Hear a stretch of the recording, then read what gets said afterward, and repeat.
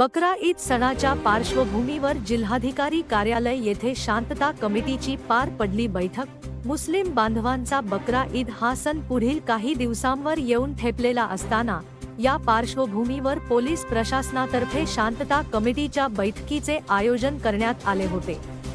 जिल्हाधिकारी कार्यालय येथील नियोजन भवन या ठिकाणी ही बैठक पार पडली आहे।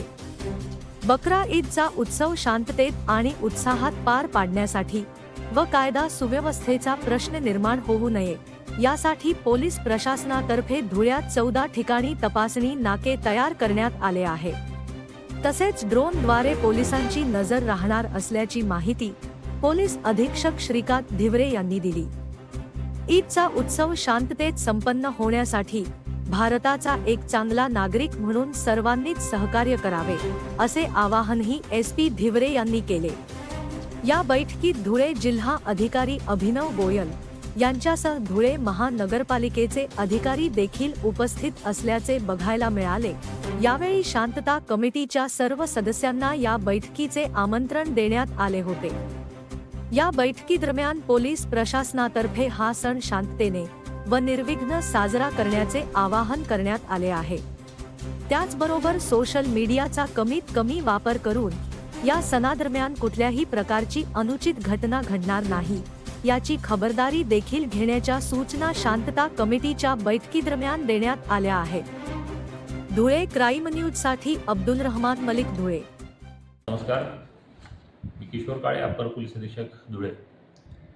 आगामी बकरी ईद सणाच्या पार्श्वभूमीवरती जिल्हाधिकारी कार्यालय ते माननीय जिल्हाधिकारी धुळे तथा पोलीस अधीक्षक तसेच मनपा व इतर सर्व संबंधित शासकीय विभाग आणि तसेच धुळे शहर व जिल्ह्यातील समस्त मुस्लिम समुदायातील सर्व प्रतिष्ठित नागरिक यांची आज शांतता कमिटीची एक बैठक घेण्यात आली, ज्याच्यामध्ये शासनाच्या विविध विभागांमार्फत करण्यात येणाऱ्या उपाययोजना आणि त्या अनुषंगाने नागरिकांच्या असणाऱ्या अपेक्षा या गोष्टीविषयी साधक-बाधक अशी चर्चा करण्यात आली। मी समस्त जिल्हावासियांना आवाहन करतो की आगामी बकरी ईद जी आहे ती आपण सर्वांनी शांततेच्या मार्गाने साजरी करावी। त्याच्यामध्ये विशेषतः सर्वच धार्मिक समुदायातील लोकांना आमचं आवाहन आहे की आपण सोशल मीडियाचा वापर जो आहे तो अत्यंत जपून करावा। त्यामध्ये कुठल्याही प्रकारे इतर जातीच्या किंवा धर्माच्या व्यक्तींच्या अथवा समुदायाच्या भावना दुखावल्या जाणार नाही या पद्धतीनं त्या ठिकाणी आपलं वर्तन असावं याची प्रत्येकाने खबरदारी घ्यावी।